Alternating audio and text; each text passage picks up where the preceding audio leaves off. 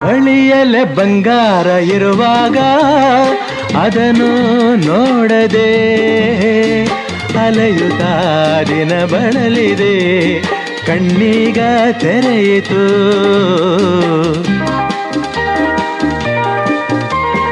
ಬಯಸಿದ ಸೌಭಾಗ್ಯ ಕೈ ಸೇರಿ ಹರುಷ ಮೂಡಿತು, ಒಲವಿನ ಲತೆ ಚಿಗುರಿತು, ಕನಸಿನ್ನು ಮುಗಿಯಿತು. ಇನ್ನೆಂದು ನಿನ್ನನ್ನು ಚೆಲುವೆ ಬಿಡಲಾರೆನಾ.